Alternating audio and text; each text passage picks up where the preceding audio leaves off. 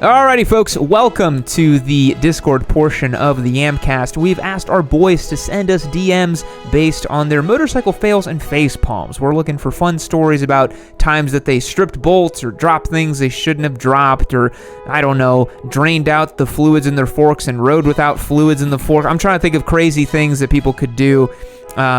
Spite, lead us off here. Give us, before we jump in all the Discord boys, which, by the way, if the Discord boys are out there, please send us stories about your motorcycle fails. We got a lot in the pipe, but if you got some you want to send a DM to Spite, and we'll read it out for you. But start us off. What's one fail that you've done? So one thing that I've said before, and I actually, it was that every motorcyclist at some point is going to strip their oil bolt, their oil drain plug bolt. I still haven't done that yet, and I've changed the oil a bunch. I've never done it either, mostly because I'm always so afraid to do it. I always go really slow, you know? A lot of my just most irritating fails have to do with cross-threaded bolts. Yeah, same. There are some bolts that were on the DRZ that were so badly cross-threaded that I was like, that part is now hard-mounted. Free Loctite, baby. It is just welded to the frame.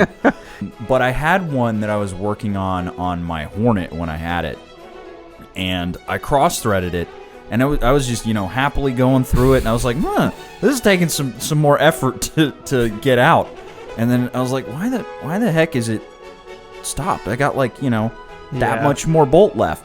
And so I turned it, and the bolt snapped off. So I sheared the bolt head off with it sticking about that far out. Oh, no. And it was in the frame, too. Yeah. So I was like, okay, how am I going to get my plastics back on this bike now? Because I was like, I don't need this part to come out again. Yeah. But I need a part to go over it. And that's part of the reason why I now own a Dremel, because I just Dremeled it down. Nice. So that I could actually get clearance on it. And yeah, that is part of the reason why now I start every single bolt by hand. Yes. I've learned that lesson the hard way too many times. Yeah, you never want to put a bolt and just take a tool to it. You always want to start it, get it going by hand. I'm so anal about it now that I'll get it going by hand and take it all the way until my fingers can't do it anymore. Then I'm like, all right, it's in there, it's good, it's solid, I can take a tool to it. But man, I've got one that was so stupid. I was trying to put a new battery on my FZ09 that I used to have. Mm-hmm. This was back in 2016. I woke up early, I went and got a battery, I'm kind of groggy, I'm working on it in the garage. Very simple task. It's a battery swap. Any dummy can do it, and I've done it many times. I just did it on the desert sled the other day because it was low. And so I get there, I take the seat off, I observe the battery that's in it. I'm like, great. Unbolt it, pop it out. For some reason, I don't know how, for some reason, in my brain, I reverted to my old financial analysis classes I took in college, and I was like, yup, red is negative, positive is black. Because I was like, if you're in the red, you're negative, and if you're positive, you're in the black. I have no idea how I did this. Hooked it up backwards, nuked my fuses. Just all of them? Pretty much all of them, yeah.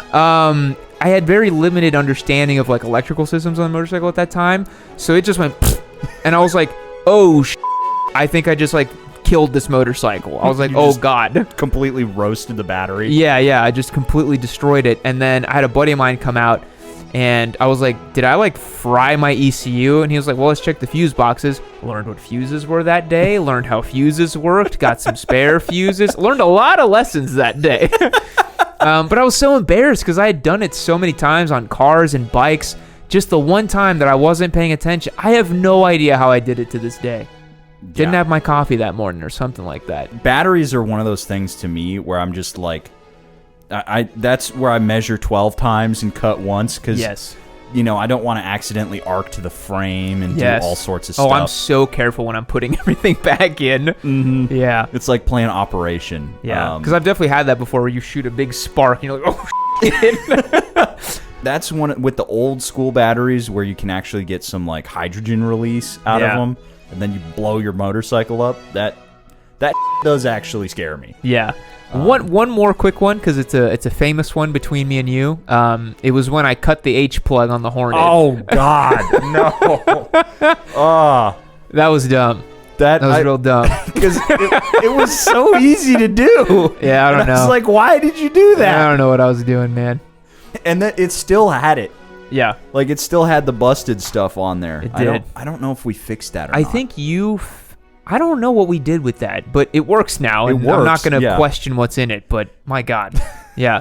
All right, let's see what the boys had to say here. Starting out with Adronicus. Adronicus has bent my front rotor on my new bike with less than 100 miles on it. So I was riding, but moving it into the garage, and the sidewalk had a raised edge, put the rotor right over the edge. Oh! I can crunch. Yeah, the crunch of metal on the sidewalk. No. Ow. Ah. That's such a random, terrible thing. Oh, man. I like how just the physical reaction. Yeah. You know the sound. Yeah. Two-wheeled capo. So he says, misread the torque specs on my master cylinder bleed valve. I thought 69 inch-pounds was 69 foot-pounds. Made it to maybe 20 and snapped the bleeder right off. On the plus side, it forced me to get the RCS 19 a little bit earlier than planned. This is one of those things where you're like, when you have a little experience, common sense will tell you, like, there's no way I'm gonna put 69 foot-pounds on a bolt this big. You could obliterate that thing. 69 foot-pounds is what you put on an axle. Yo, this is why I have 3 torque wrenches, and they're in boxes, and one is labeled baby, one is middle boy, and one is like unga bunga. Because it's you gotta just. I don't like using the middle torque wrench for everything because it's so easy to just accidentally over torque stuff. Gotta get the little inch-pound boy. But imagine on a bleeder valve on a master cylinder, you got the big, and you just. You're like, I guess it's 69 foot-pounds. Oh, it's horrible. I don't mean to clown on you. I've done dumber shit than that, but man. Youch. Man. that just to feel the thing go just Full Metal Corgi. My biggest facepalm moment with motorcycling was when I forgot to hook up the voltage regulator on my KZ when it was still an ICE bike. About 10 miles later, I had every car honking at me while I pondered why my speedometer kept failing. Well, boys, I was on fire. Legit on fire. The battery overcharged and burst into flames. So I wisely pulled into a gas station in my panic and dropped it in front of the pump. You dropped a flaming motorcycle in front of a gas station pump? That's like the worst place you can drop it. I wasted 2 fire extinguishers and an hour of my life explaining to the fire chief how it was just an accident, and I am in fact a moron. Oh, man. Gotta hook up those regulator boys. The stator doesn't look like it does much, but it does very important things. Oh, yeah. Because it just looks like this weird little like metal piece. You're like, oh, what could it do? So many important things. Mm-hmm. Or one very important activity. So I'm gonna take. Just got my new bike. Turned up at some local shops. Lots of pretty ladies on a lunch break. New gear, new bike. Felt pretty cool. Looked swish. Went into a shop. Came back out. Kept my stall nerves at bay and mounted up. Helmet on, gloves on, perfect. Flicked the stand up and pushed the bike backwards. The rear wheel locks and a shrill alarm goes off. I panic and fall sideways with the bike on top of me. The pretty girls laugh. I now have a pathological fear of disc locks. Yes, I have actually had a disc lock fail myself. I put a disc lock on my race bike inside of my truck as it was loaded up because I thought, I was like, I really need to make sure no one's going to steal my piece of race bike, and I actually rolled it out of the chalk with the lock in it, and I have that carbon fiber front fender on my bike. Yep. Crunch that fiber. I just crunched the carbon fiber front fender right as it was coming up, and I was like, no.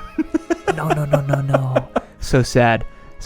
I have yet to have an issue with a disc lock because I have the pin that goes in my KTM. You can't really move it much. You can't move it. Yeah. So that's lucky for me. One dusky boy.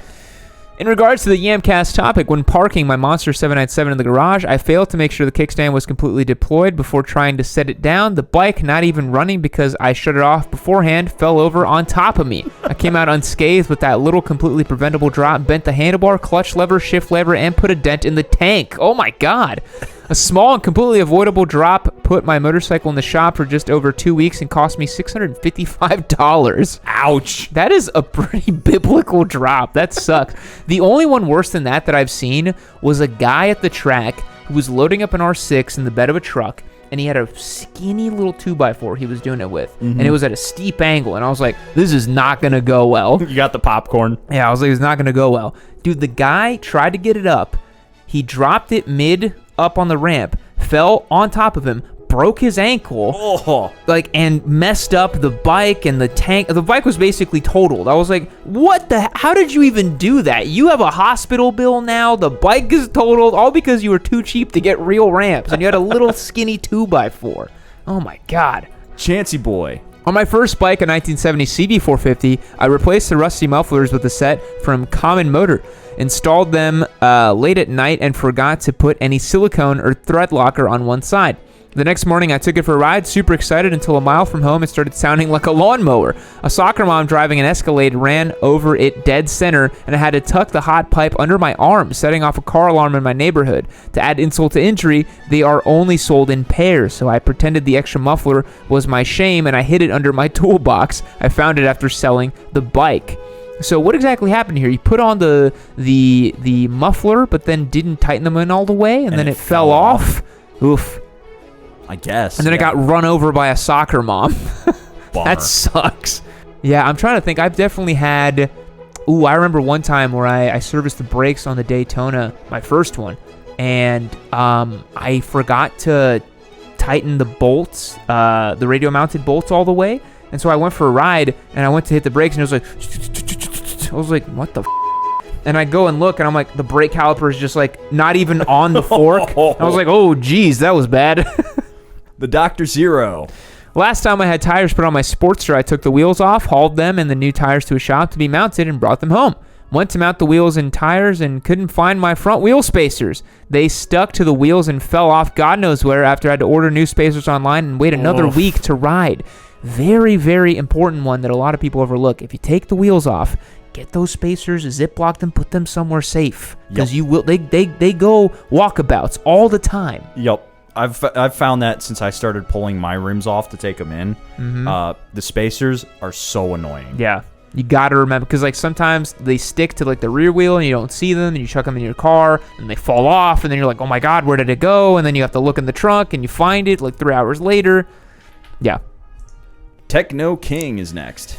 2 quick fails on the same bike, 06 Gixxer 750, first bike I ever wrenched on. While putting the fairings back on, the bike was on the bike stand on the rear wheel. As I'm muscling the fairings back on, I dropped the bike off the stand and onto myself. Was stuck under the bike with my legs pinned for about 15 minutes, freaking out, LOL. 2 over-tightened the chain, and the bike started making some weird grinding sounds. Took everything apart again with YouTube on my side while checking everything, and realized that I do indeed need to leave some slack on the chain. Yes. So... in relation to both of those, one of my biggest worries is when I'm working on a bike and it doesn't have the wheels on and it falls off the stand. We had that happen on the Hornet. And I hate when that happens, because if you don't have someone there, you're probably not going to be able to get it back up. It's very heavy and it's so awkward. Like, it's such an awkward lift, and you're also like kind of in a weird spot. Lifting like 400 something pounds like this is really hard. It just doesn't work. Yeah. And then the chain slack thing, guys, leave your chain, if you're, err on the side of loose for a chain, never on the side of tight. Yeah. A tight chain like a freaking drum, freaking guitar string is a bad idea.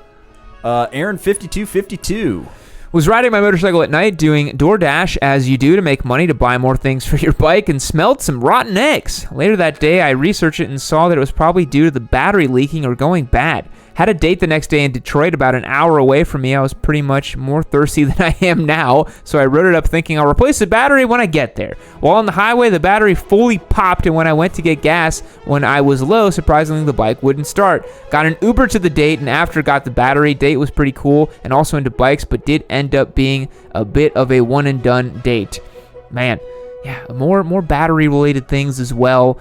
Yeah, if you think a battery's leaking, you gotta get that sorted immediately. Yeah. Very, very big deal. Ride Red may have recently crammed the wiring under the fairings, fried the charging system, and lost power at the top of Blue Ridge Parkway last week. Got her pop started and made it to the Airbnb barely. Did the rewiring and she's all good now. Too many other mistakes to remember. Yeah, you always got to be careful with the wires. Don't get them too close to the engine because they will melt. And then you have a big problem. Yep. 7-round burst.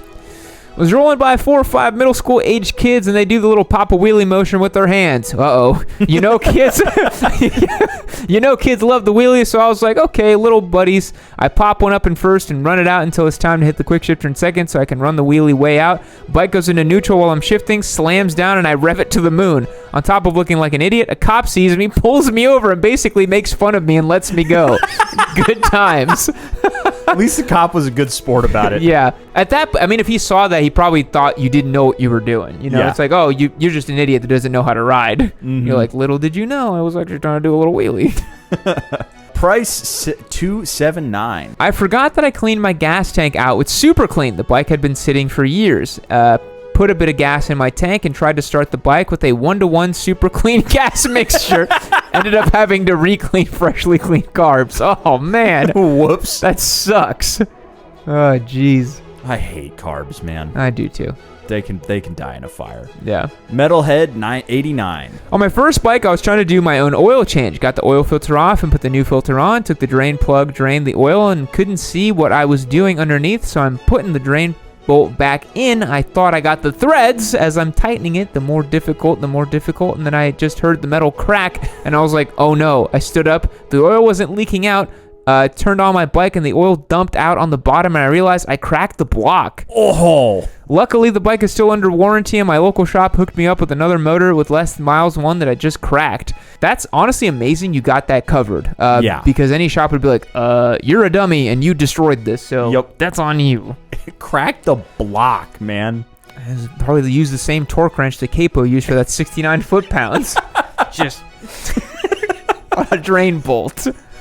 Well, folks, I hope you've enjoyed this little look into the fails and facepalm moments that people have had on motorcycles. Leave us down a comment down below if you've had any kind of fails or facepalm moments on your bikes, and we'll catch you in the next one. See you later. Well, look at you. You've made it to the end of another Yami Noob video. You should consider yourself pretty lucky because I have curated this one right over here for you to continue watching. It's probably just as good as the one you just saw.